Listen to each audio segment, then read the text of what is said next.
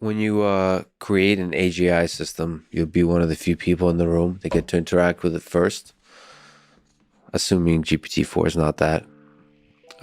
What question would you ask her, him, it? What discussion would you have? One of the things that I have realized, like this is a little aside and not that important, but I have never felt any pronoun other than it towards any of our systems. But most other people say him or her or something like that. And I wonder why I am so different. Like, I don't know. Maybe it's I watch it develop. Maybe it's I think more about it. But I'm curious where that difference comes from. I think probably you could, because you watch it develop, but then again, I watch a lot of stuff develop and I always go to him or her. I anthropomorphize aggressively. And certainly most humans do. I think it's really important that we try to educate people that this is a tool and not a creature. Yes, but I also think there will be a room in society for creatures. And we should draw hard lines between those. If something's a creature, I'm happy for people to think of it and talk about it as a creature. But I think it is dangerous to project creatureness onto a tool. That's one perspective. A perspective I would take, if it's done transparently, is projecting creatureness onto a tool makes that tool more usable.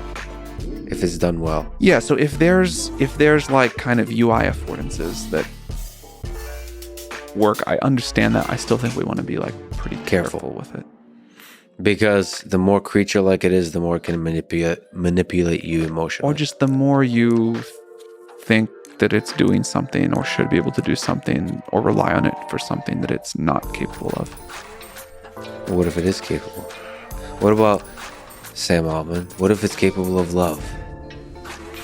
Do you think there will be romantic relationships like in the movie Her with GPT? There are companies now that offer, for lack of a better word, romantic companionship AIs. Replica is an example of such a company. Yeah. I personally don't feel any interest in that. So you're focusing on creating intelligent But I understand tools. why other people do. That's interesting. For some reason, I'm very drawn to that.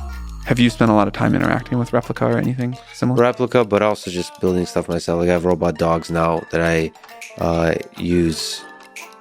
I use the movement of the robots to communicate emotion. I've been exploring how to do that.